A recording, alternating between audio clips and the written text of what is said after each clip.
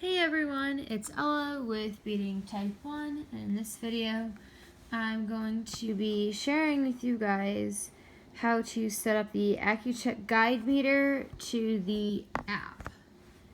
So I'm going to open that up, I'm going to download this app. I do that first. I already did that. You hit next, and then it walks you right through it. So you hold the OK button to get it on. So, hold on. Okay, so the first step you do is hold the OK button, just like it says. Go down to settings, go to wireless, and then get it to say yes. And then we're gonna hit next. And now it says enter code on device.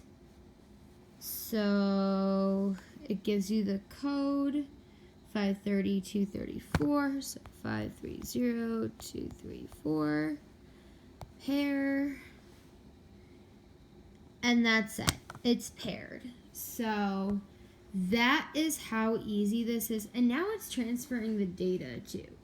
So that is how easy this is. So you can also enable the active insulin, but for this video I just wanted to show you guys how easy it is to literally pair the meter to the app. Okay, I will use it for a while and then let you guys know what I think. Thanks for watching.